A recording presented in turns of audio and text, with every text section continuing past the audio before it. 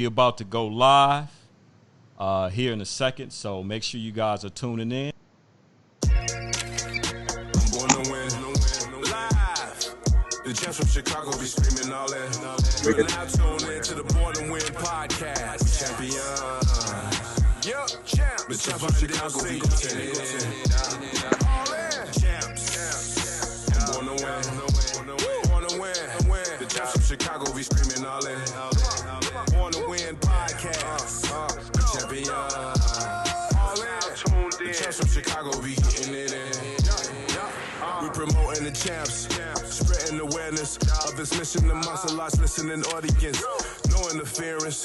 This organization uniquely equipped to provide a transformative influence over the youth and adults alike. The champs in the business, they helping and saving lives. They gonna be featuring special guests in all fields, such as business and law, education for real, medical, fashion, sports, entertainment. You know the deal with the arts. See all the love in the heart. Hey, cannot split us apart. A champion smart. You be humble with times getting hard. Got a mentor, they help them get sharp. Champs, all on the win, no win. Let's go. The Champs from Chicago be screaming all in. You are now tuned in to the Born to Win podcast. Champion. The Champs from Chicago be getting it in. Mr. Vondell single. Just log in. He gonna call you in a second. And the Champs of Chicago. The Champs from Chicago be he logged in. He about to call you. The Champs from Chicago be getting it in. Stay right there. Born to Win podcast. I'm born to win. The Champs from Chicago be screaming all that. Champion. The Champs from Chicago be getting it in. I'm born to win. Hello. The Champs from Chicago be screaming all that. Champion. The Champs from Chicago be getting it. Hang up. It should be. I'm about to hang up my phone because Pierre got me on speaker right now. I'm on him.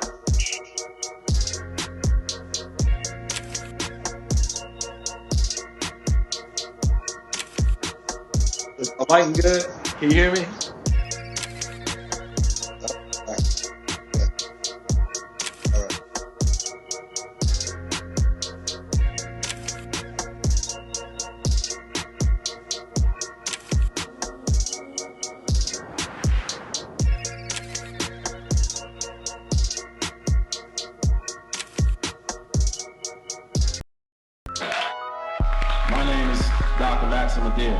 And I also have the pulse of perseverance. I am Joseph Simeon, and I have the pulse of perseverance. See, in this country, we got a lot of brothers that are taking one knee for the cause. We couldn't sit down and let this stuff happen. We have to rise up. Follow us on IG at Pulse of P3, on Facebook at the official Pulse of P3. So we can shift the culture and change the narrative together.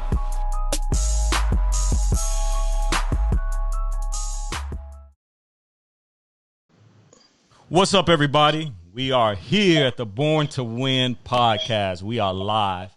Thank y'all so much for tuning in. I'm super excited to have the Pulse of Perseverance doctors on this live podcast. And look, it's super important that you share this link right now.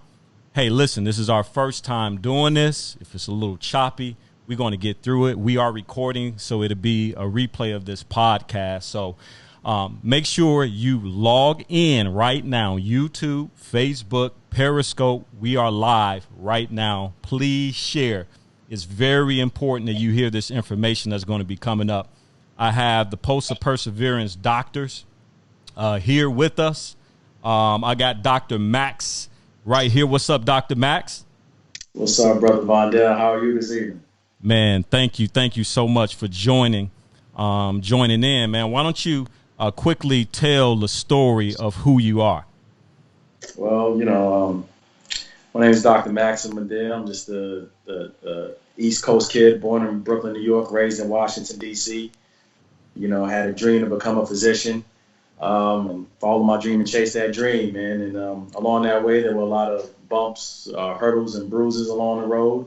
Got scraped up a couple of times, but found a strong team and picked myself up. And before you know it, here I am. I'm a board certified cardiac anesthesiologist, man, and just here, just doing my part to try to change this narrative for young black men out here in America.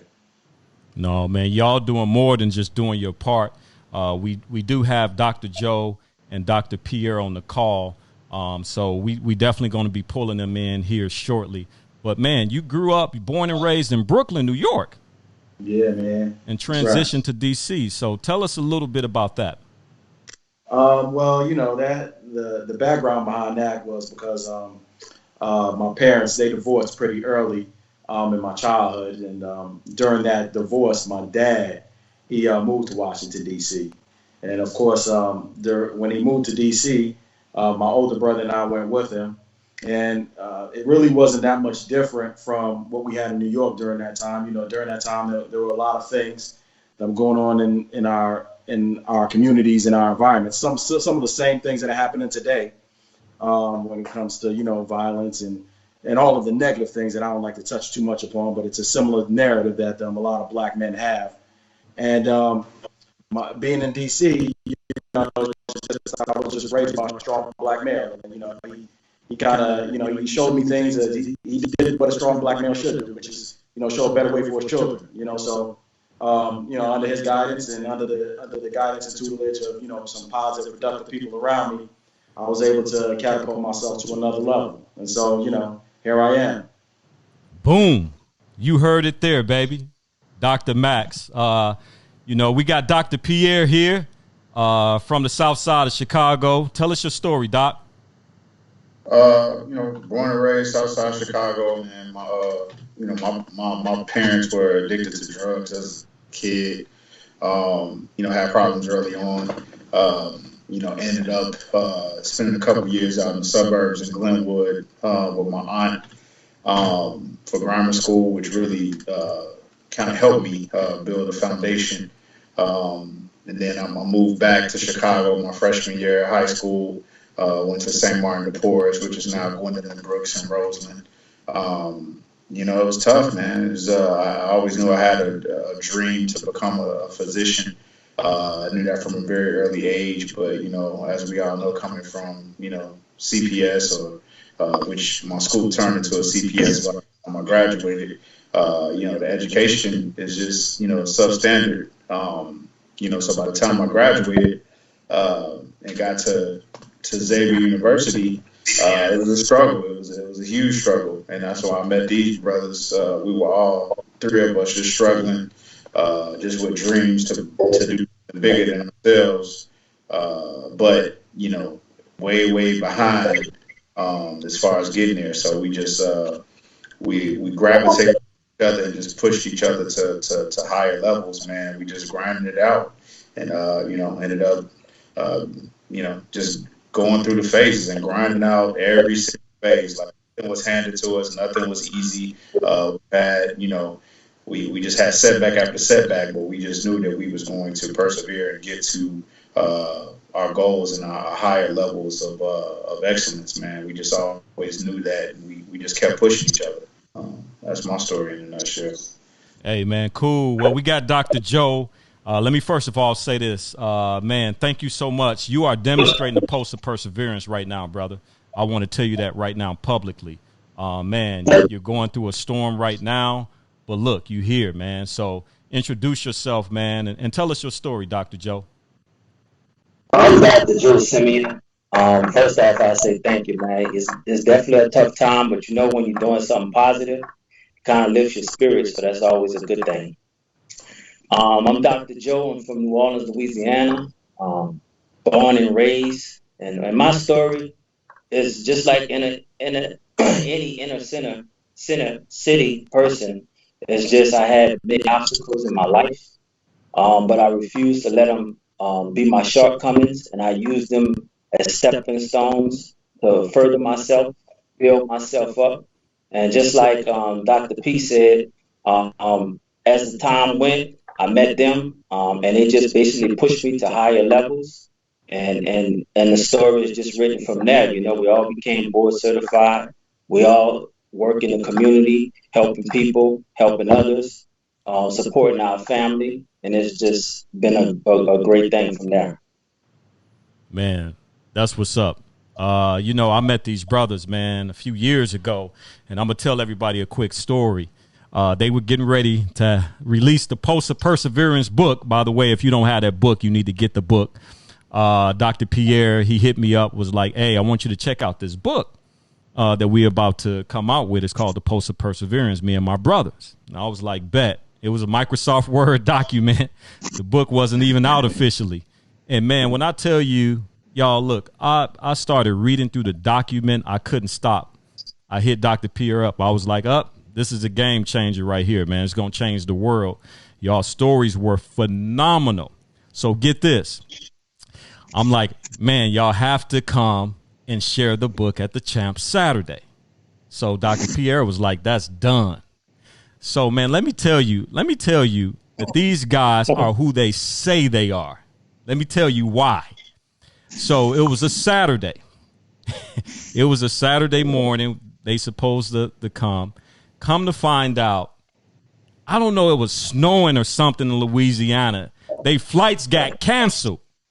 These guys jumped in the car and drove all the way to Chicago. How many hours did y'all drive? 14. 14 hours. Come on, y'all. 14, hey, look, 14 straight, brother. 14 straight hours. And walk through the door on time. They let me know about that all the time, too. Come on, man. And so when they showed up, they showed out, y'all. And that was like I think that was like maybe the first gathering at the Champ session of the Pulse of Perseverance. So, man, you know, that right there, I was just like, the respect level went to a whole nother level. I already respected y'all at a high level. But, man, when I heard that and y'all came in, and I had to let everybody know, like, hey, look, these are not just average, everyday doctors. Here's the thing about y'all, brothers. Y'all been through the struggle, right? Y'all persevered. Y'all made it out. And now y'all giving back at a very, very, very, very, very high level.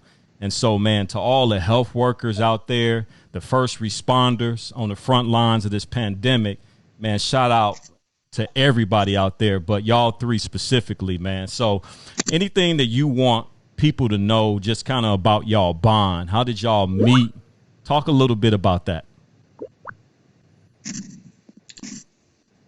We, you know, it's ironic.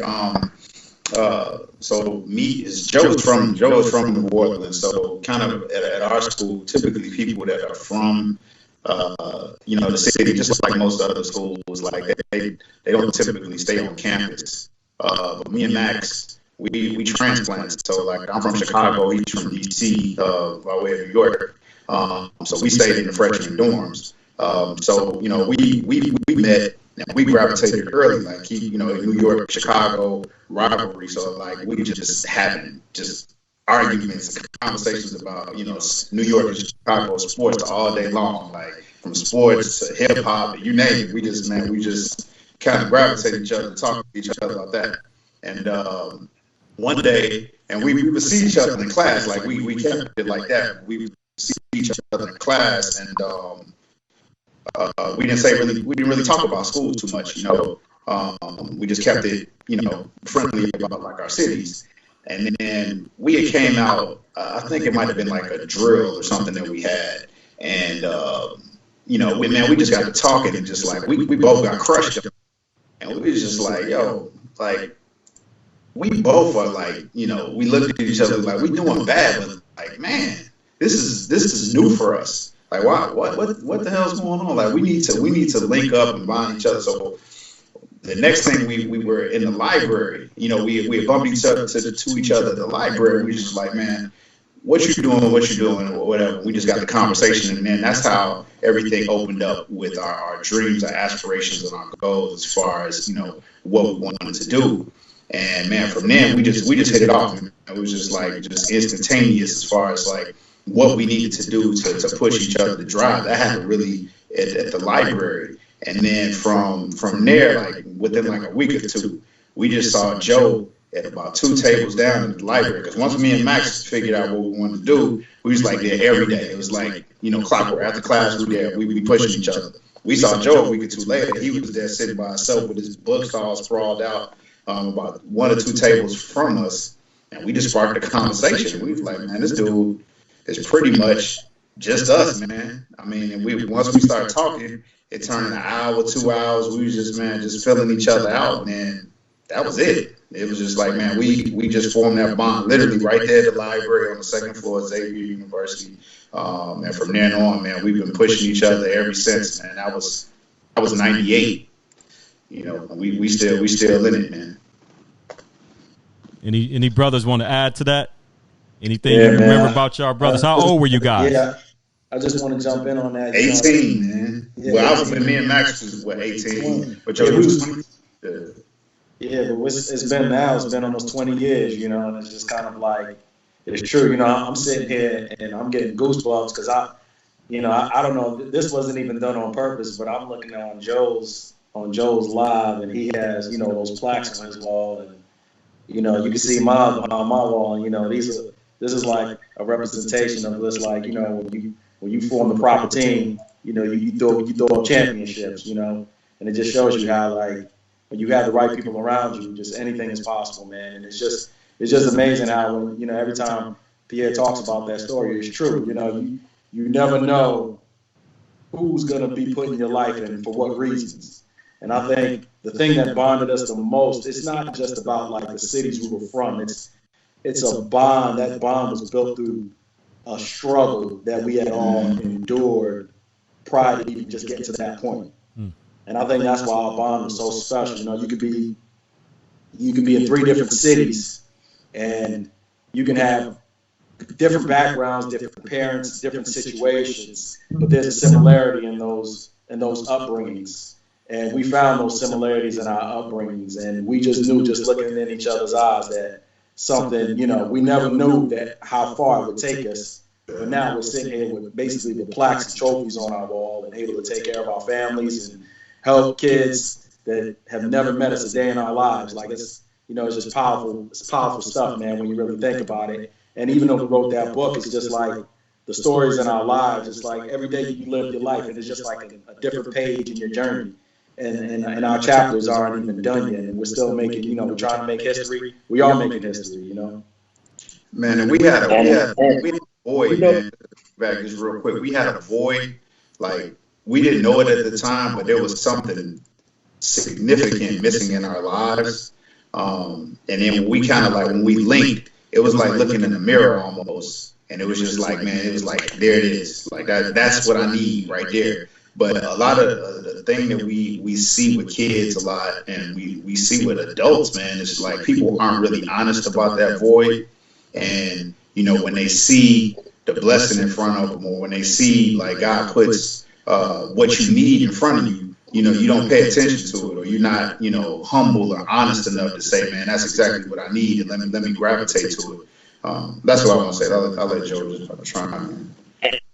The only thing I'll piggyback off of that, and that's going off a little bit of what P said, and definitely what Max said. And some things are just destined to happen, and it comes with a purpose and a reason. And I take my situation in general. Just like Pierre said, I was from New Orleans. I had already been through my struggles, and trust was always an issue for me. So when I was sitting in that library, I was thinking about, okay, I'm going to have to grind this by myself. I'm going to have to figure this out. But it's amazing how, God in general puts things in front of you, put people in front of you that you can relate to, you can bind to, and then bring you to higher heights, It's just amazing how those connections actually happen. And it goes, and when we talk to kids, we always stress the number one is put yourself around like-minded people. And when you do that, and just put yourself in that surroundings, whether it be going to church, whether it be doing whatever you do in a positive realm, things are going to come in front of you. Those positive people are going to come in front of you, and you just got to be open-minded and willing to basically have that connection with it. Yeah, and that's the thing, man. Yep. Real quick, that's the thing that I love about you brothers is that, you guys had a plan to move forward. Like, we know the history. You talked about the history, the things that you had to overcome. But the powerful thing that you showing the world is that brothers can come together. So much fighting and so much bickering and so much jealousy. We are already losing on so many different fields. We need more brothers coming together. And you brothers decided to come together at an early age and say, you know what, man, let me go ahead. And the thing that I love hearing y'all say all the time is, man, we gonna change the code. We gonna shift the narrative, right? And so that's exactly like when I hear y'all talk, you guys are actually implementing. You ain't just talking about it. Y'all did it and you're doing it. What were you going to say, Dr. P? Man, I was just going to say, like, man, because kids get it kind of confused, and they will say, like, man, you all weren't as bad as you say you were. Like, you weren't at a level where you felt down and out. Like, when I speak for all three of us, man, we was toast. You know, to put it in lack of a better term, like literally, like, man, we would, like, you know, D's, F's, like pulling out our hair trying to figure it out, man. Just like clinical depression, real talk, bro. We was like depressed, all of us, because we didn't know. We just know, like, man, we not going home. The failure is not an option. Like, I got to keep doing it, but I don't know how I'm gonna make it. So when we met, it was just like, man, seriously, it was the clinical depression that we had to pull each other out of, man. So when people think like, nah, we had it better than that, man, literally, man, you read the book, it's tried and true. We was done toast at one point in time. And that's just another thing to touch on about what you said, Vondell. It's true, man. It's like, and I don't care who you are as a person, and because there's a false narrative out there, and it's almost like a false theme out there. You know, you hear it all the time, particularly in our community. People say, oh, self-made, you know, I did this, I, right? And I don't care how successful the person is. It's like nobody becomes successful on their own. And you have to have, you know, different people and different steps in your journey who are vested in making sure you catapult yourself to a whole nother level. And the quicker you realize that, particularly with our youth and the young bros out there, man, the quicker you understand that, and the quicker you learn that, and the quicker you put your ego to the side, especially in a time like this where the information comes quick. You know, I don't care what your career path is, what your passion is, the times we're living in, the information comes quick, man. And the quicker you can put your ego, your pride to the side and really just chop it up and get the information that you need by whether it's, you know, humbling yourself or whether it's, you know, helping the next brother out, the quicker you will become more successful in whatever it is that you do. So, so real quick, like you just brought up something. I mean, we all going through this pandemic. I was sharing the other day on my good friend Kelly Wright's show. He was asking me about like Chicago in particular. And I was saying, like, yes, we are in a pandemic, but we are also, and we have been in an epidemic, right? High gun violence.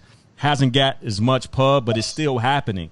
So, like, man, as professional medical professionals, what kind of information can you provide for us and the listener on like what's going on? What is COVID-19? How do we get the proper information and apply the information for ourselves and our families? I guess I could start first because that's it's a heavy question.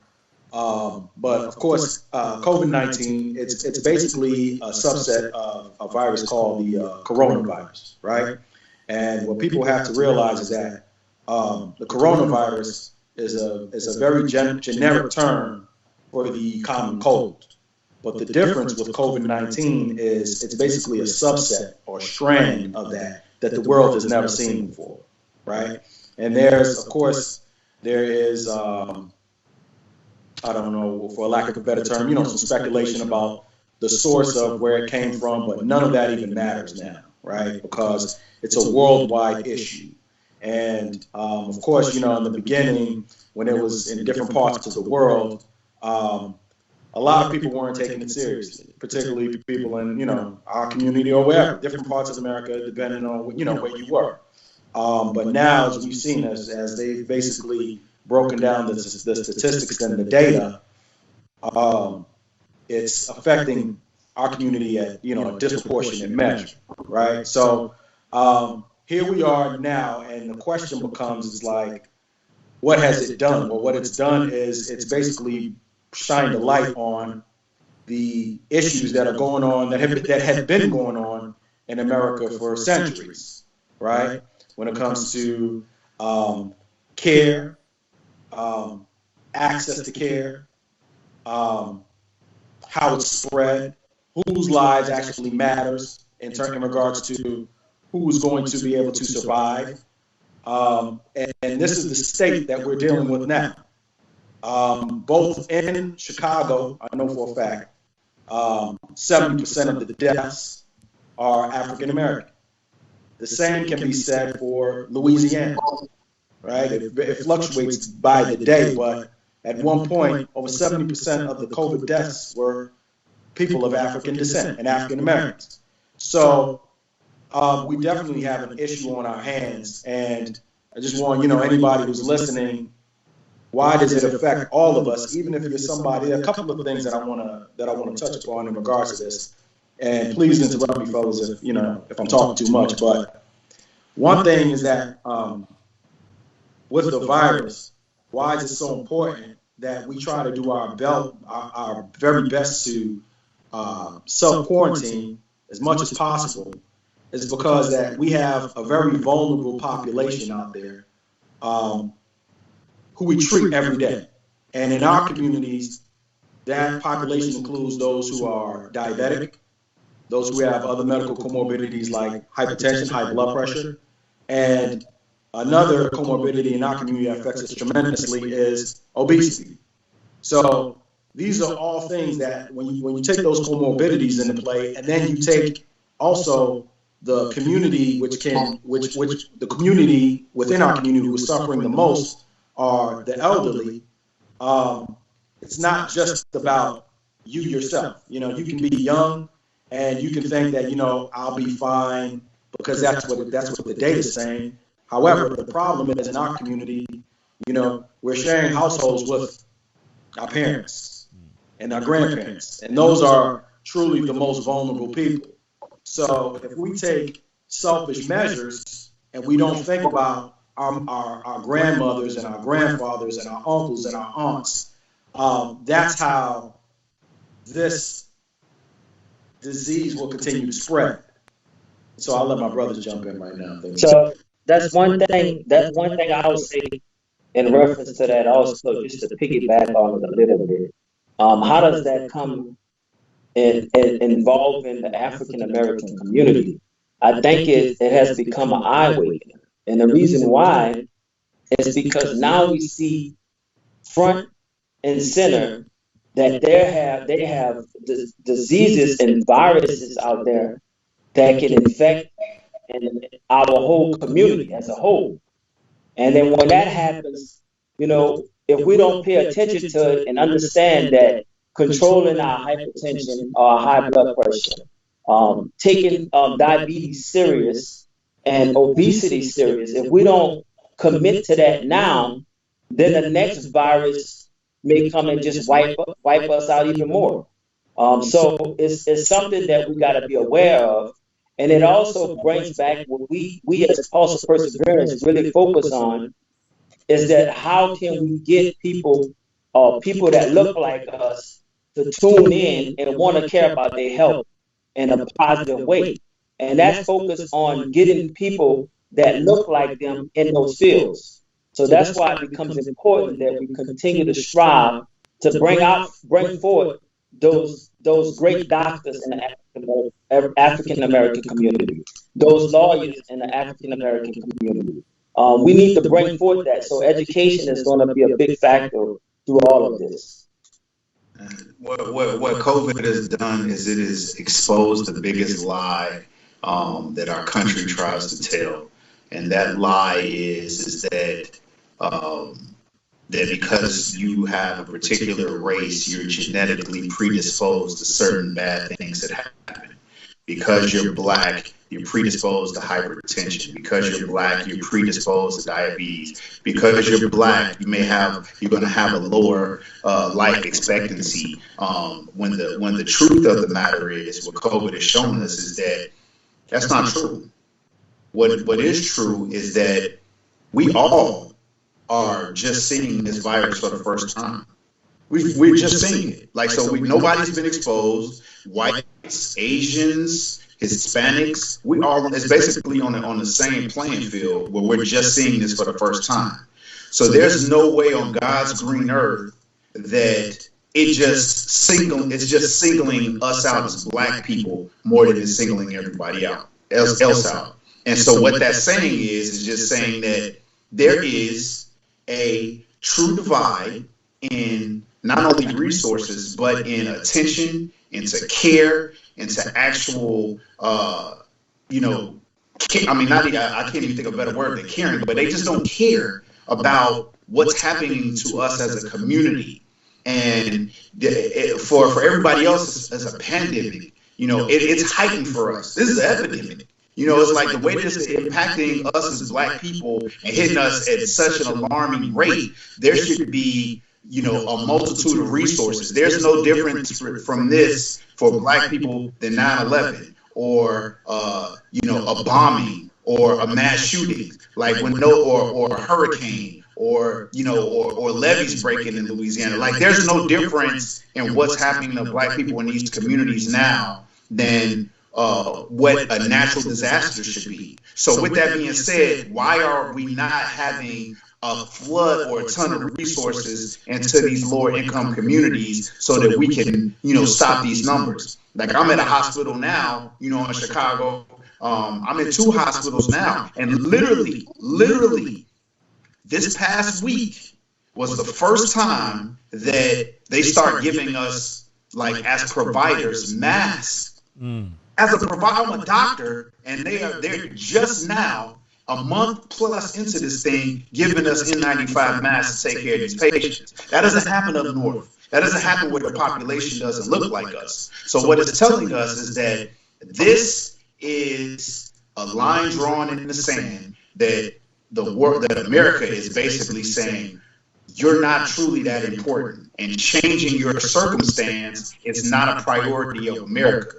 And nothing else that we learn as a people, because this too shall pass. I keep saying this is going to pass, whether it be a month, whether it be 2 months, whether it be 3 months. I don't know how long it is. None of us know, and no medical professional actually knows. We can speculate, but it's going to pass. And when that time passes, what are we going to do as a people? If we continue to go through the status quo as a people after all of this, then we're fools.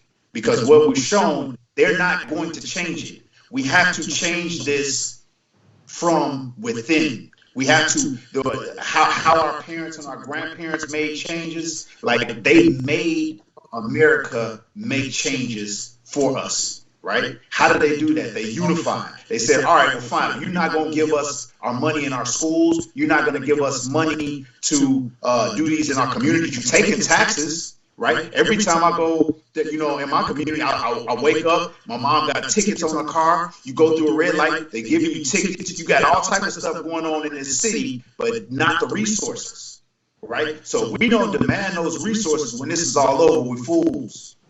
And we have to do that. And we do that by impacting the dollar. We say, listen, all right, well, if we're not going to get no money or we're not going to get the resources or whatever, how about we just don't buy this for a day? How about we start boycotting? How about we start, not just protesting, but actually impacting the dollar of the masses and make them change, right? They got to adjust once we make the move. We just can't continue to do what we're doing that happened before this. This has to wake us up. This has to be a wake-up call for us to get together and actually start moving as a cohesive unit or community of people like we did 50 years ago to make significant changes. We got complacent, we got comfortable, we everything that our parents and our grandparents sacrificed for to get us here, we cool now. Now we lax. Now it's all about self. We got to have the same mentality that they had in the 60s right here in 2020. Wow. Anything you want to add? I think that what that says is that we need to be proactive for getting resources, and we need to be proactive on taking care of ourselves and our families and our village. And that means even for myself, exercise, eating properly, um, um, taking your medications accordingly, addressing mental health. All those things need to be on the forefront. Like I'll give you an example, Vondell. Like at Mercy Hospital, where I was just on call yesterday, they had a mini protest about, basically doing just that, about resources. And I commend those people that was out there yesterday about resources, making Mercy a actual trauma center to where, the folks in the community, like Black folks, can actually go and actually get treated appropriately and putting resources in there. And they were also complaining about, the lack of, food and produce in our communities, which is a whole nother reason why we're having these issues. And that those efforts were completely valued. The problem, it was less than 100 people out there, right? That's the problem. That's the problem. We need to wake up and be like, yo, this is the move. We all need to be out there. And if they don't hear us, we need to start impacting a dollar to make them hear us. Wow. You know what? Listen, if you out here, you watching this live, please share right now. Somebody need to hear this information, because it's one thing to say, you know what, I don't want to change, but it's another thing not to have the information to change. They're giving you information that we can do something about. And listen, this is about empowerment. We're not asking for a handout. We're asking for a hand up. And it's a difference, right? And so we have to get the information. We have to apply the information. And then we have to spread that information. So as Dr. Joe talked about, let's help ourselves. Put your mask on first, right? And then you can go ahead and put the mask on everybody else. So, like, we've never seen this before, as you guys alluded to. We are in this. But what's your take on just this mental health component right now? There are a lot of people who are really wrestling with their identity right now. A lot of people have been laid off their jobs right now, and they're trying to provide and navigate that situation. But what are some things that we can do to take care of our mental health right now that you would encourage us to do?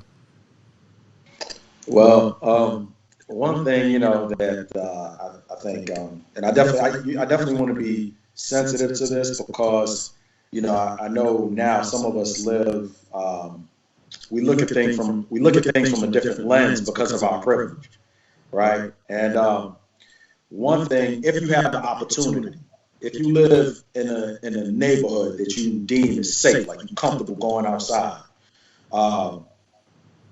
just taking walks, man. Taking walks with, if you got kids, spend this time with your kids, just with proper social distancing, of course, but just getting a breath of fresh air. It's amazing what, just a breath of fresh air and some sunlight can do for just your mental health and just in general. And the way you feel about your day. The other thing is that one thing that the technology does for us is it does allow us to stay in contact with people that we might have lost touch with, over, through life's travels, right? But just something like this is just powerful when you're not here, Vondell, and me and the fellas can, get together, even though we're not physically together, but when our kids can see each other and their eyes just light up because they see, they consider each other cousins. Just keeping that close contact with the people that you deem as important in your life. They're very simple things, but they're things that we take for granted. Now, I definitely don't want to miss the aspect of what human touch can do, but let's use the social media to our advantage, and whether that's in regards to keeping in touch, whether that's in regards to sharing the proper information with each other in our communities, and make sure, we can dispel misinformation, because we have a lot of that going on too. But those are just three things that just come immediately to mind about things that we can do right now, because like the bro said, like, this too shall pass. But at the same time, I also want this everybody to be aware of this. This is a virus, okay? This is not a bacteria, and just like any other virus, it's not going anywhere, right?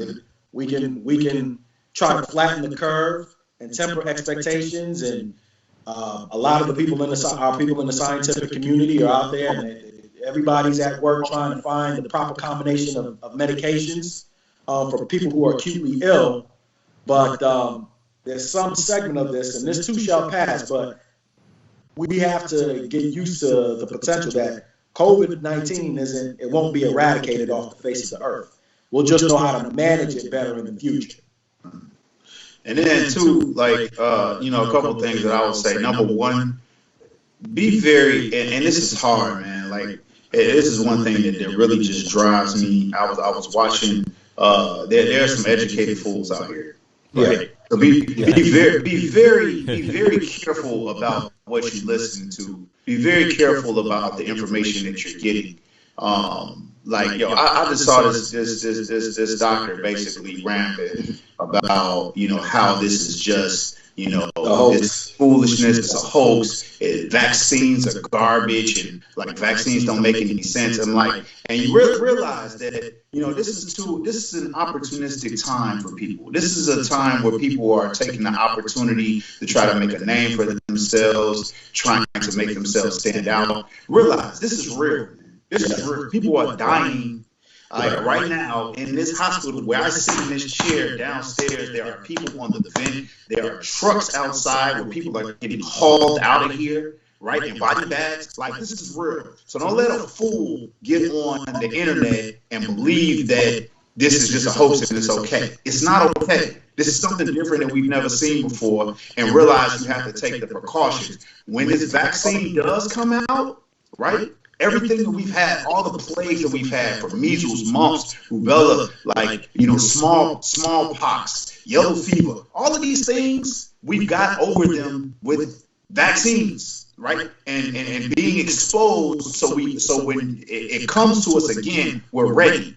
Don't be a fool and be like, vaccines aren't there to kill us, and people are making them. Like, come on, man. Like, please listen to people that have a logical sense and brains out here. Like, we not trying to hurt you. Like you got to ask somebody, like, are you from where I'm from? Or are you, like, if you really got a question, like, ask people like us.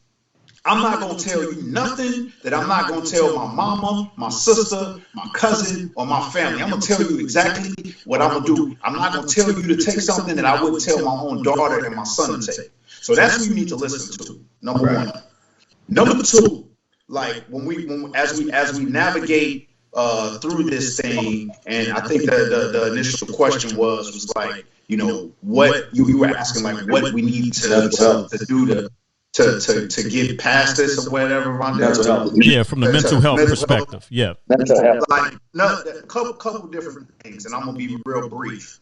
Number one, I will never be insensitive to anybody as far as like their finances are concerned. Most of our community are not prepared to withstand months without making money, right? That's something that we try to teach. That's something that the three of us have been blessed to have, the ability to withstand such a hit. But we understand that many people cannot. So one, we have to learn how important in the future, once we get out of this, how important in the future with financial planning and how we spend our money and putting and structuring ourselves for tomorrow, and to be able to take this hit for when things happen like this. But as for now, I heard somebody say, like, look, if you got credit cards, max them out. Like, don't go hungry. Like, you utilize it. Like, don't worry about debt and stuff right now. Now's the time to feed your family and get through it. If you're not able to work or what have you, take the credit cards out and charge it to the game. Worry about it later. But don't worry about the debt right now is what I'm trying to say. Like, you feed your families the best way that you possibly know how.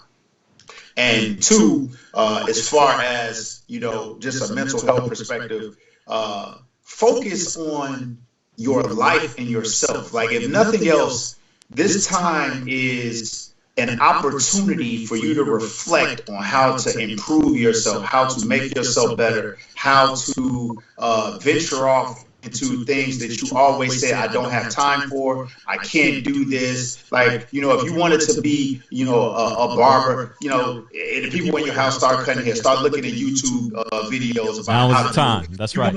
If you now is the time. You will never have another time like this in history with your life where you don't have anything else to do but to focus on yourself, your life, and improving the things that you need to do to advance your life. So take full advantage of this. If you're not every day while you taking, like, I know Netflix is good, but don't take 8 hours a day watching Netflix. Take 4 or 5 hours. Just like we tell these kids, like, you don't know what you want to do when you get older, take 30 minutes, an hour a day trying to research what you're trying to do. Right now, you have the time and the opportunity, and with the social media as well as Google and all the search engines you have, you can really put together a plan to make your life better. So when this is over, you have a master plan to advance your life and to get to a higher level.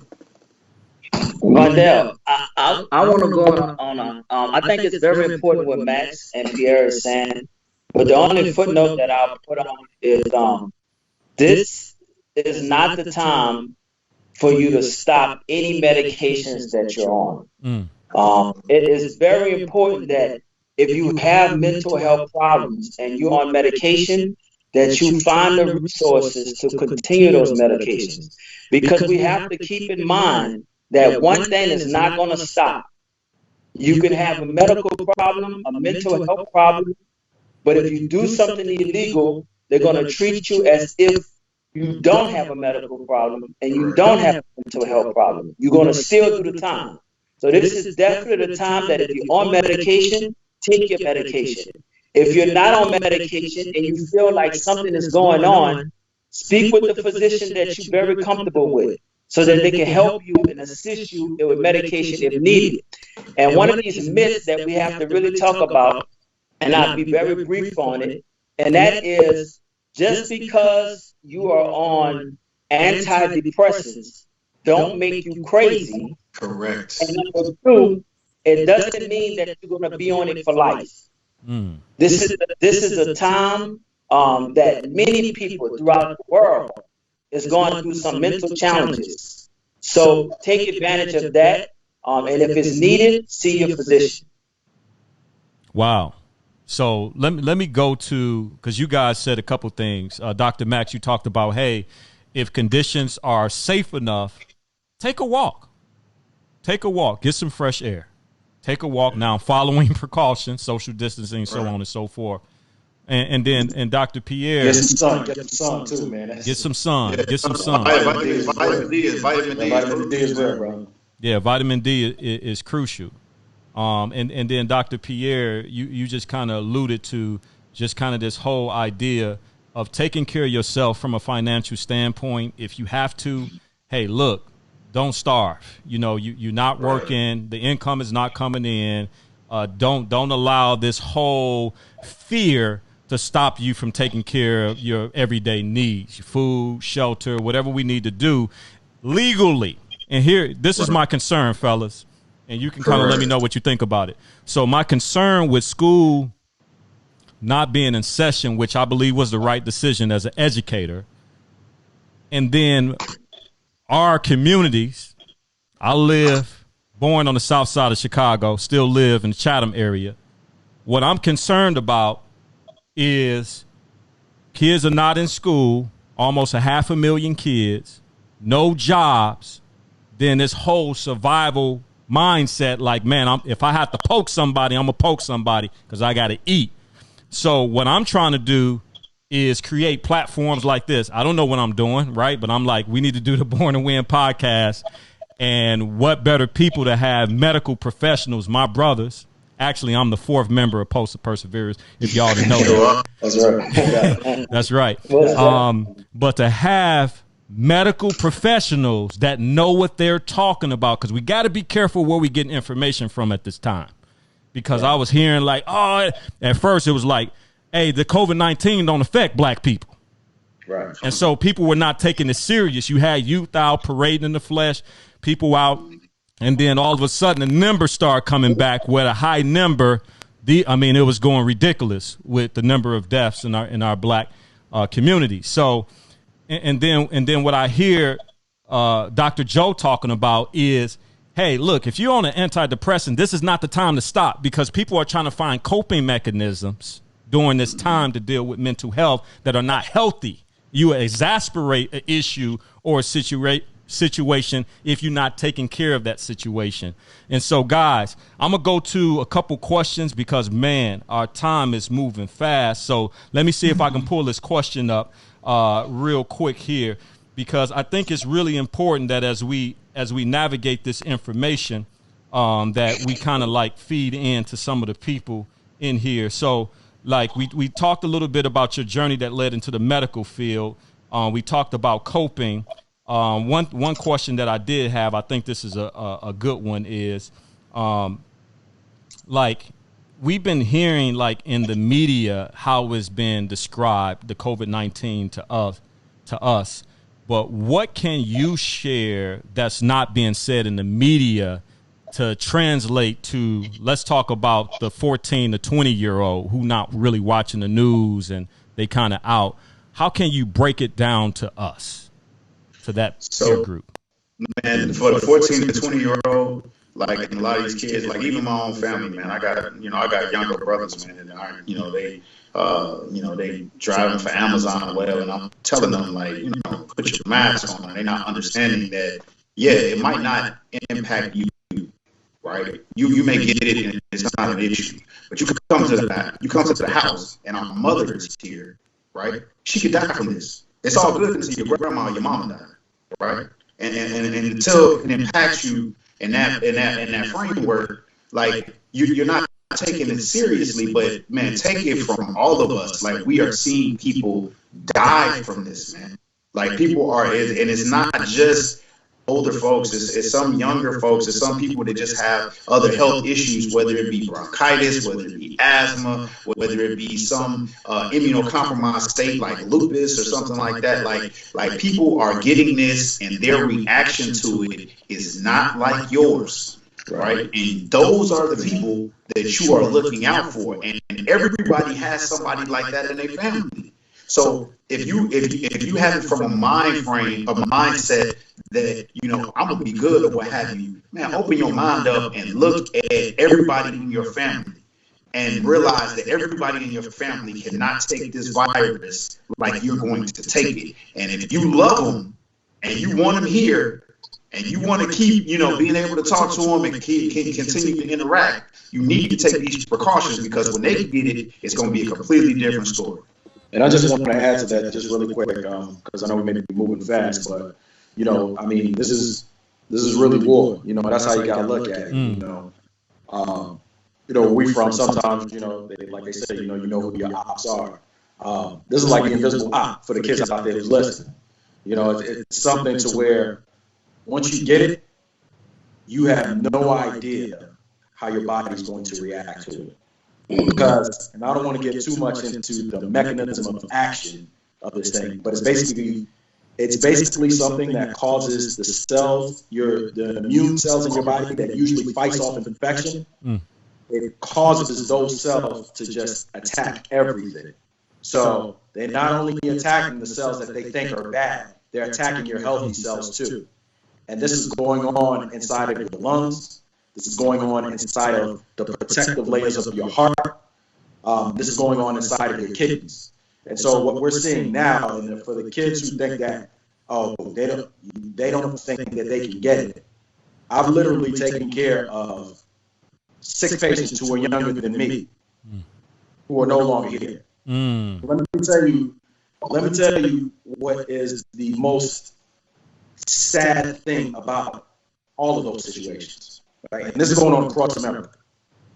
But there's nothing more heartbreaking than knowing that somebody who has a family who's loved within their family, right?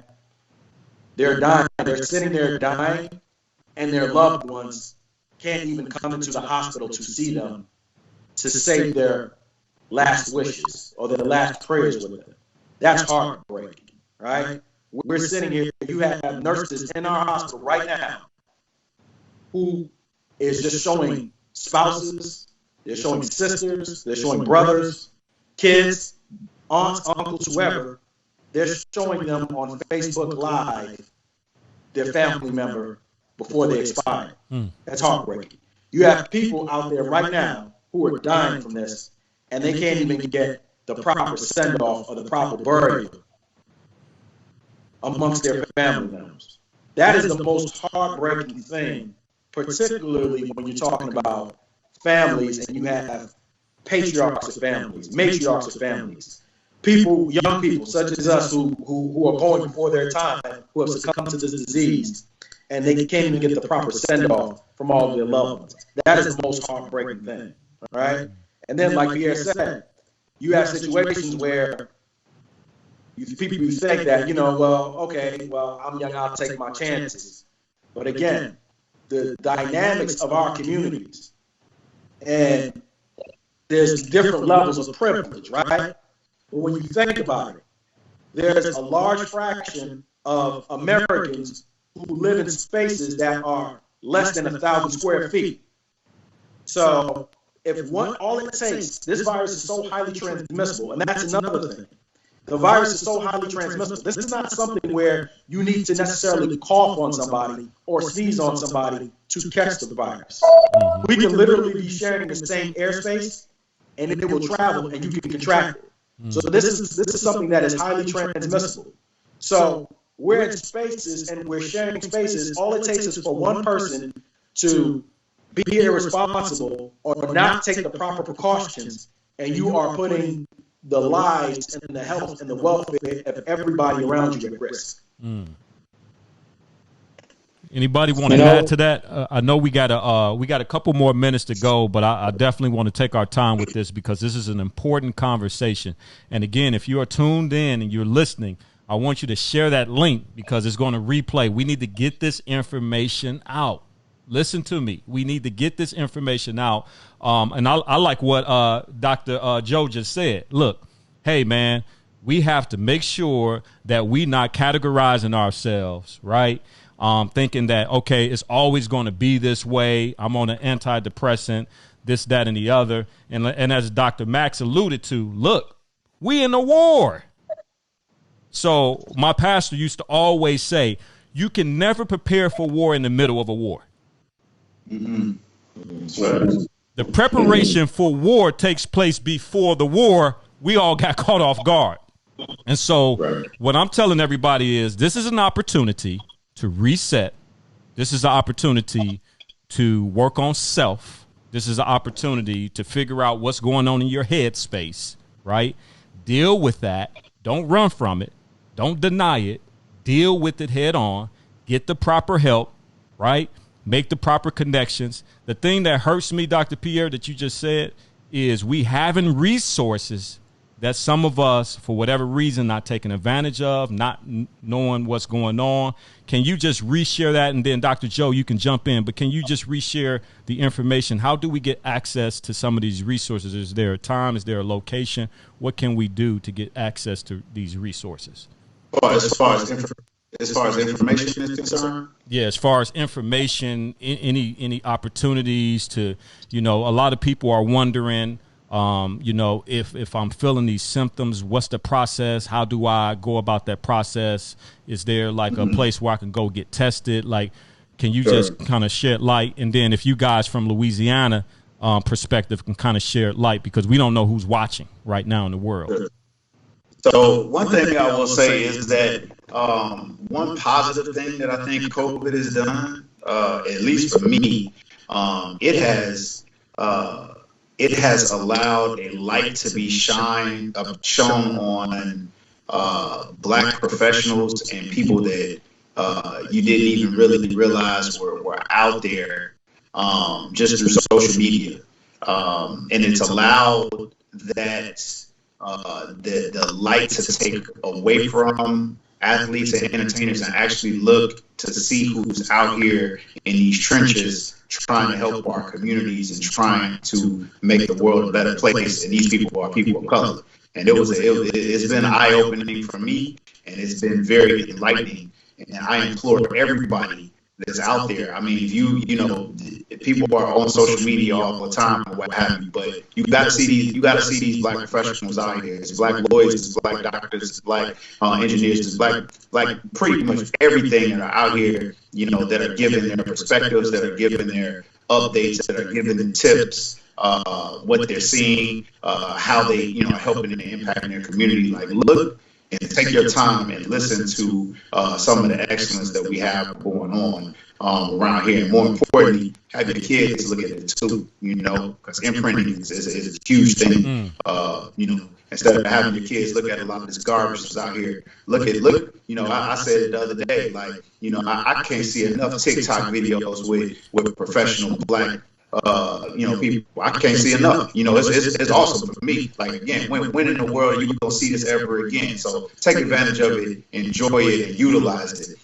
But they are, you know, in specific answers to your question, there are testing centers that are all around, that are not all around, but they're starting to pop up more and more. I know there are a few in Chicago that have popped up. There's one on like 167th where the like right by where you get your emissions testing from. I think that might be I'm gonna miss. I don't know which suburb, but wherever that emissions testing might be Country Club Hills or what have you. But it's a drive up testing facility that's on the south side, the south. That people can go to, but these centers are around. If you have any symptoms, you know, whether you're coughing, whether you have a fever, you know, whether you're short of breath, you have any issues, hold that cough, Joe.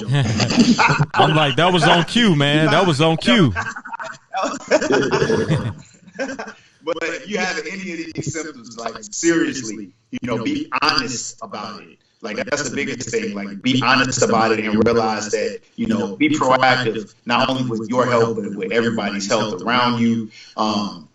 This is a time to really focus on, you know, proper nutrition and exercise. Literally, like, you know, me, you know, and my friends have been, you know, posting videos of workout, whatever. And I'm more so trying to motivate us. I'm trying to motivate us to, like, really realize that, you know, our health is so important, and it's a fact that we have food deserts. It's a fact that we don't have access to produce and to healthy foods. But the things that we can control are, you know, demanding that those foods are there, and if they're not there, being cognizant of the fact that they aren't there and taking extra steps to make sure that you have balanced diets, fruits, vegetables, lean meats, and put those in your diets instead of some of the garbage that we put into ourselves. And the thing that you can always control is exercise. You know, take time for yourself and exercise. You got plenty of time right now. The heart is the most important muscle in your body. Take care of it. Exercise it.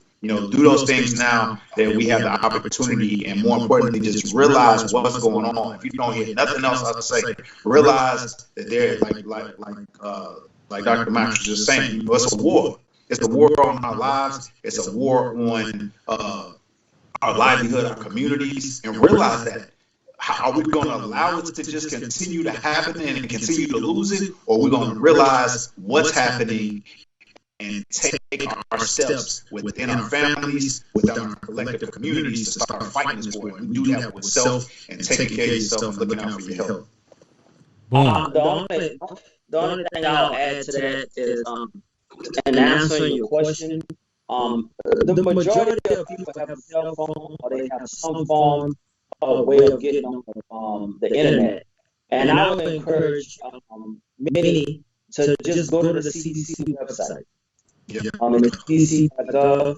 And I think it'll be a great resource to just see what's going on. I mean, you have CNN, you have all those stations, but you can go directly to the source. You go to the CDC website. And to piggyback on what Max was saying, is that this is a war, you know, and it goes beyond COVID-19. Remember that you can have a family member, just as myself, that has nothing to do with COVID-19. But if they pass away at this time, the sacrifice that you and your family is going to have to make is drastic. You know, for my situation, it's 10 people. That's all that can go to the funeral. That means my kids cannot even go see their grandfather. So that's personal to me. So it makes a difference to me personally that people take this serious. People wear their masks, they wash their hands, and they continue to socially distance themselves from people until we get hold of this. Cool. We're going to take one or two questions from the audience, and then we're going to let these guys get out of here because they are extremely busy, and we are really, really grateful that they took their time, to get on here and share with everybody. So if you have any questions, whether you're on YouTube or Facebook, go ahead and send those right now. We want to make sure that we give everybody a chance to interact.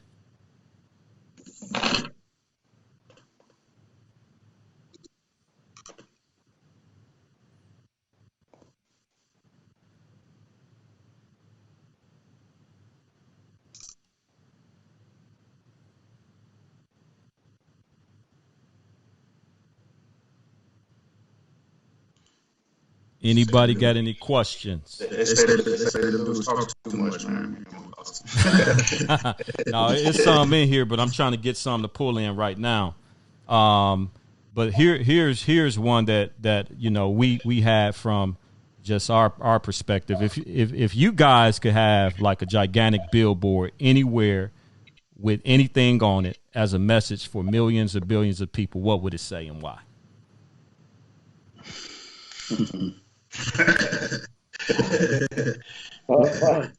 Well, anytime you see us, it's we our story. We wrote a book. That book touched thousands of people, and there are quite a few themes within that book. But the story is bigger than the story, and it's bigger than us, right? When you see us, we always want to know. We feel like we touch different communities, but particularly our community. We want, when those kids see us, we want them to know that, like, we're them, they're us. So we have our slogans and our mottos. We say it goes, time to change the narrative, time to shift the culture, and that holds a lot of weight, in our opinion, because it says a multitude of things. But you kind of have to be from where we come from to understand what that means. And so one of those things is just us as young black men, we need to just take more charge. Take more charge of our communities, take more charge of our homes, take more charge of what's being fed out here to these kids, take more charge of everything, man. It's just everything in the media and how it portrays young black men is peddled every night. And it's not only the world at large that absorbs that information, we absorb that information. So we need to find a way to continue to highlight the positive things that black men are doing out here. And this is bigger than us. Right? So this is just, this is bigger than you. This is bigger than, my brothers. This is us as a generation of people who are in between, those post-crack era babies and the future kids and what they're absorbing right now. And we're trying to push out a narrative saying, okay, there are multiple ways out here in society that you can thrive. And those ways of thriving are completely different from what's being fed to you daily on television. So we, like Pierre said, we applaud anybody who is a person of color, who comes from the struggle, who is out here doing something impactful to change the outcomes of how our kids are able to function in society. So we big up anybody, man. This movement is way bigger than us, and we just hope it continues to alter some of the statistics that we know that are out there. You know, it doesn't matter what profession that you're in. If you are in any highly advanced profession, I guarantee you, when you look at the data, African Americans make up 6% or less of that profession. Where that is an atrocity, because we make up at least 13 to 14% of this population in America. So there's still a tremendous amount of work that needs to be done. And we can't be fooled by the LeBrons and the Oprahs and the Jay-Z's and the Beyoncés that are out there, who are, you know, they're putting on for the culture, but it's still a fallacy, right? So the fallacy that we live in this post-racial society, and it's all good, and, you know, this is, you know, America, you can do anything you want to do. Yes, you can do anything you want to do. However, if you're a person of color in this country, it takes a whole different level of intestinal fortitude and self-reflection to supersede and advance your entire community forward. And so when we say time to change the narrative, time to shift the culture, those are just the things that we're talking about. Well, I'm much more blunt and less politically correct. My poster says, Black people wake the hell up, man. Like, seriously, like, it's time out. Real talk. Like, either we're going to continue to accept the scraps that we are given, or we're going to unify and demand better for ourselves, our families, and our communities. You know, again, we have the power to make change if we unify together. It's too much isolation. It's too much worrying about self. We don't come from that. Our ancestors weren't on that. Our parents, our grandparents, they weren't on that. There was a sense of community, and there was a sense of advancement and uplift that's in our DNA and it's in our genes, and we have to get back to that.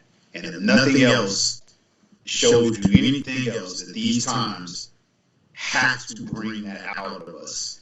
And that, you know, that's not just talk, it's action. And that action starts with us starting to make protests, starting to boycott again, starting to actually have advanced movements to make specific changes that we want to see happen. No, you know, the biggest problem is that, we don't have, you know, Dr. Martin Luther Kings anymore. We don't have, you know, the Malcolm X's anymore. But there are people, there are leaders that are out here that are trying to do that. Don't just watch them, get behind them, and let's unify and start working together and not against each other. That's what I gotta say.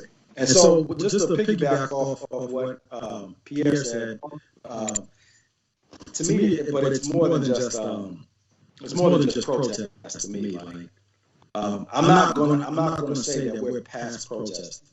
What I want to say is that with the information, the great equalizer to, I think, everything in regards to Black people and our advancement is the ability to use information to help each other, right? We're living in a time where you can search, you can just go on your phone, and if it's something that interests you, there's a wealth of information out there.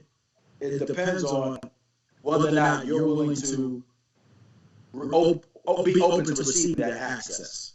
There are people out there who are, again, even though we're physicians, there are people out there who are investors. There are people out there who are entrepreneurs. There are people out there who are using group economics right now. Those are things that are, again, like that are in our ancestry. They're utilizing group economics in order to make change, right? Because not everybody is going to be that CEO, but everybody, like you said, like I heard you say about that, everybody, all the kids, everybody has a God-given gift that they can utilize in order to catapult themselves and their families to another level. Now the part of the issue is the lack of mentorship and the lack of access to those people. That's right. But there are people out there who are utilizing social media or utilizing the power of YouTube to help others. And so when we say change the narrative, shift the culture, that means yo, whatever it is that you want to do, find your power circle, find your team to be able to create a way to where you change outcomes and you change circumstances. And it doesn't have to be like, you don't have to be the next influential person. Like you don't like our community needs so much work that we don't need the trillion leaders. Like the leadership starts within yourself. Right? That you're gonna find a way to make the change within your life. The leadership starts within your own. Like when it comes to like rebuilding or fracturing generational curses. Right? And then once you find that team and once you find that power structure that helps you catapult, that's what's going to help us as a community elevate. So where we're not sitting there standing outside some building protesting all day. Now don't get me wrong. Sometimes that's necessary. I'm about boycotting. Yeah, protesting is talking, boycotting is action. Like if you say, look, I'm not gonna give you, we're not getting this or what have you. What happens right now if everybody on the south side of Chicago just said, all right, well, we're not going to a Jewel's, we're not going to a Walmart, we're just gonna go into, the small markets of this community and start impacting, that dollar. And then they lose millions from that. Then what happens, right? Or you're like, all right, look, we're gonna fill up this week, and we're not even taking gas. We're not even getting gas for the next week or two, or whatever. Then start impacting like the taxes and the tax structure of the city, to where now Mayor Lightfoot and everybody on the council is looking at it as like, man, this week there was a serious impact in the dollar. Now let's listen to what they're talking about, because if they do that again, we're gonna have to start, laying people off from a city perspective, and that's gonna hurt. So now let's listen and start to, put some of these resources where they're at. That comes from unification and actually making a statement with your money. This world revolves around money. When you start moving the money, as people start losing money, then they start to listen. That's the only way they listen.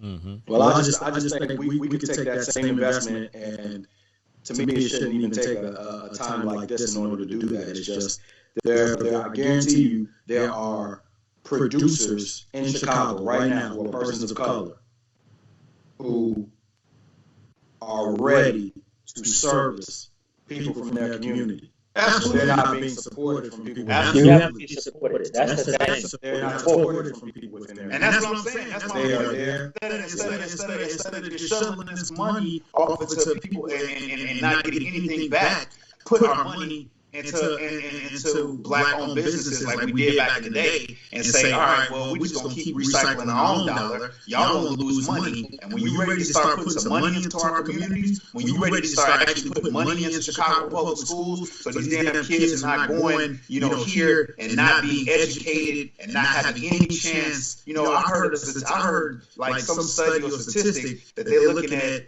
test scores from the kids in third grade, and that's how they're debating on how they're putting money into jails and prisons. Like, wouldn't it make more sense to put money into trying to educate these damn third grade kids instead of putting the money into these damn jails and prisons, right? But that's not happening because we're not demanding for that to happen.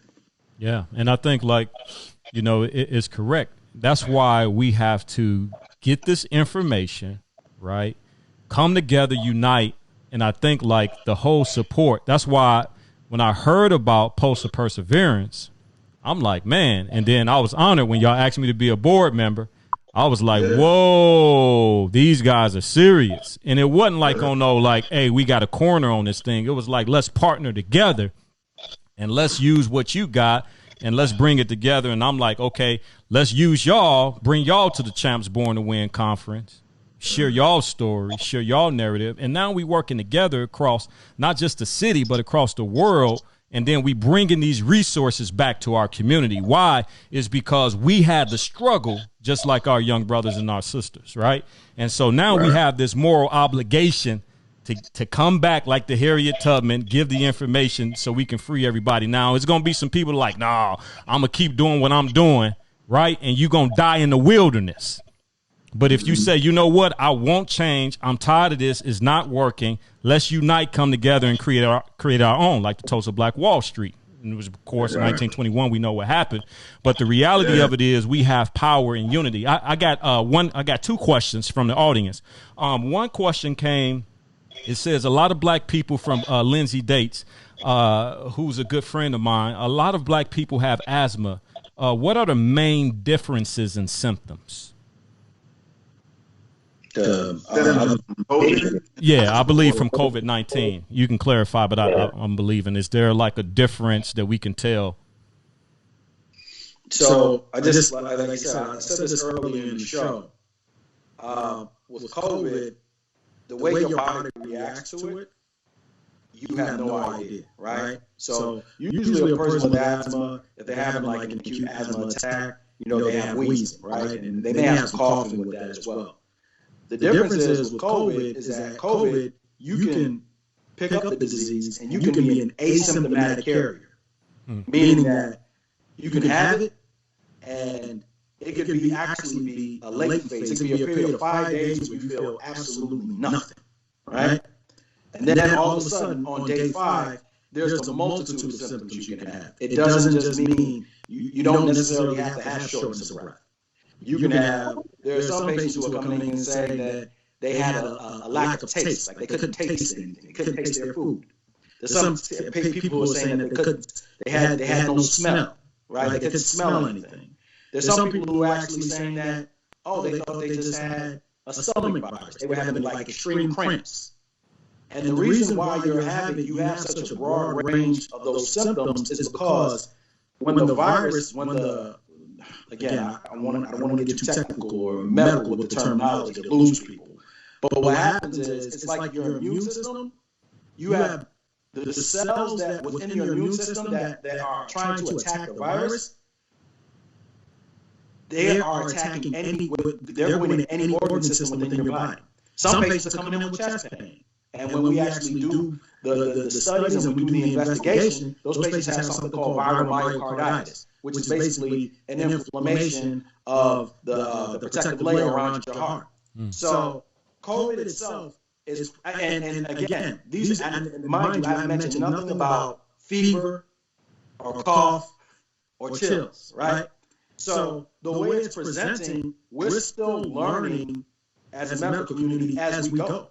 The symptoms are so broad and so varied that you don't necessarily have to have fever and shortness of breath and cough. Now, of course, if you have those things, you go get tested. But again, the virus is so non-specific right now because your immune system is just attacking everything, both normal and abnormal cells, and affecting different organs within your body. Got it. And Vidal, I put a foot on that, and that's one thing I wanted to say. Is that we always talk about hypertension, we talk about diabetes, but asthma in itself plays a big factor in the health of African Americans. And realize that when you're in an asthmatic state or exacerbation, that your lungs are compromised. So the virus and that coming together puts you in an immunocompromised state. Okay, so you'll get a worse reaction to it. So that's something to keep in mind also. Got it. Another quick question came in. So there's a rumor out there that if you had it, you're immune to it. Can you guys dispel that rumor?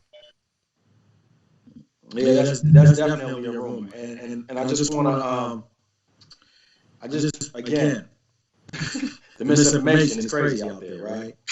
And right now, this is what we know, and again, because we're living in a time where, as people in the medical community, the information is coming so rapidly, and we're learning about this thing every day. There are cases in Wuhan, China, right now, right, where you have people who contracted the virus, had symptoms, were hospitalized, went home, and they're coming back again. So you can get it again. You can get it again. So let's just dispel that rumor right now. And again, there are we just don't know enough about this thing, right? But there's different strains of it too. Like, there's different strands of it, and that's the problem. There's different strains. Not just COVID-19. Yeah. So there are different strains of it that are out there right now, and so people are becoming reinfected. And I wish we could say, oh yeah, once you have it, you'll never get it again. It lives within your body. It's a virus.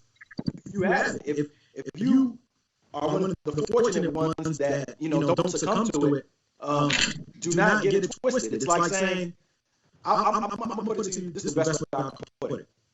People get the flu, right? Once they get the flu the first time, does that make them immune from ever getting the flu again in their lives? Absolutely not. And that's the best way I can describe that myth for the question that caller just had. You can develop an immunity to that particular strain. That is a fact. But the problem is when you're getting tested for COVID, there are multiple different strains that were tested for. So you may have an immunity for a particular strain of it, but you may get infected with an entirely different strain of it as well too. So it doesn't mean that you are completely immune like Max was saying.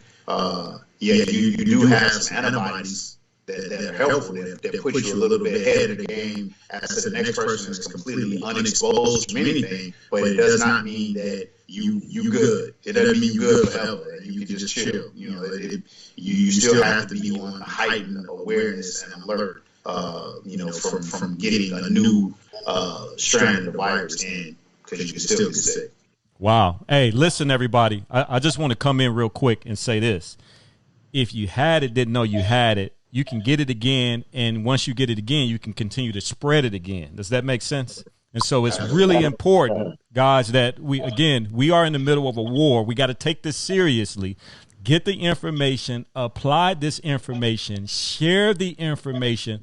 Why? So that you can preserve you, yourself, your family, your community, and all the people that you love. We don't want to be spreading this thing unaware because of lack of information or myths that are out there. Because that's the newest myth. It's like, you build up immune and you can't get it again once you got. Listen, y'all heard what Dr. Max and Dr. Pierre just said. Okay, so it's very important, again, that we not just walking around because we not actually demonstrating these symptoms. I'm not necessarily coughing or whatever. I have to make sure that I am taking precaution. I'm practicing, if I have to go out for essential purposes, social distancing. If you have a mask or scarf or whatever, you covering the openings up so you're not spreading it. I believe you said, Dr. Max, that we can get it through the air, the environment. It can spread that way.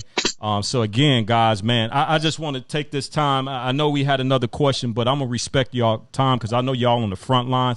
I want to say I love you guys, man, so much. Y'all my brothers. I appreciate y'all, man. And anytime y'all need me for anything, you already got me, baby. Hey, and Dr. Joe, man, our prayers are with you, my brother. I appreciate it. Any lasting words, fellas, you want to let everybody know? Man, you know how we rock, man. Time to change the narrative, time to shift the culture, man. No matter what you want to be, we don't care. If you want to be, whether it's blue collar work, whether it's white collar work, there's plenty of time, space, and opportunity for you to change your immediate environment and change your circumstances to help us get to a level where we can think beyond, like they say, think beyond your ancestors' wildest dreams. This ain't over, man, and it's gonna take it's a group effort, it's a community effort, but we're all in this together, man, regardless. And I would say positivity is ever popular, but with that being said, we want change, actually start getting behind positive things. C.H.A.M.P.S is out here, Poster Perseverance is out here, what have you. Like, we shouldn't be begging for y'all attention and begging for likes. Like, we need your help, we need your support in order to change the narrative, shift the culture. We have to have you all behind us. Like, we need that. Like, for C.H.A.M.P.S and for you to be doing what you're doing, Waddell, which is completely commendable. And I give my 100% support to it.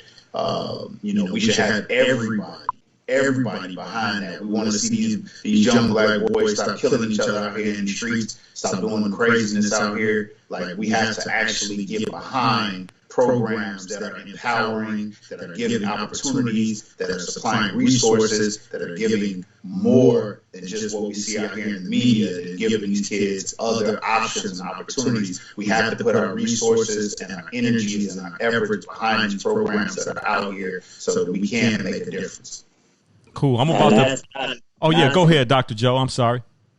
Only thing I would say is, last but not least, we have to remember that this is not the time to envy anyone, and instead we need to unite, come together, and help each other out.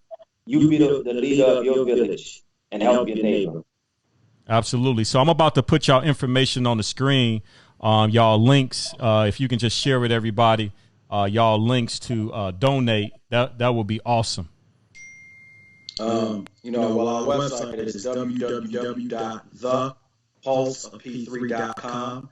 That's www.thepulseop3.com. And on there, you can not only find, more about our backgrounds and our story, but also, of course, if you're a kid, you're driven, and you're in high school or you're in college, and you listen to what we're saying and you're completely all in with it, we do have resources for you. One of those resources in the form of a multi-scholarship, give $1,000 a month to a high school kid or a kid in college who's trying to better themselves, because they know, they got there's more out there in life. So we just try to. COVID didn't stop that, yo. We still give COVID is not stopping that. That's what's up. At all, And last but not least, on Instagram we have Pulse of P3, and on Facebook we're the official Pulse of P3. You heard it. You heard it, fellas. Again, man, thank you all so much for being on the front lines and taking care of us, man. We appreciate every healthcare worker, every first responder during this time of crisis. You guys are the real deal heroes, man, and I love you guys. Thank you all so much, man. Take care of yourselves while you're taking care of everybody else. And, man, just let me know if you guys need anything. All right, everybody, that was the Pulse of Perseverance. The three doctors who are transforming the world, giving back right to their communities. And, man, they're modeling exactly what you can become. So you can't tell me that you can't become where they are right now. So, again, thank you guys for tuning in to the first episode of the Born to Win podcast. We'll see you again, You baby. are tuning in to the Born to Win podcast show with Vondale Singleton.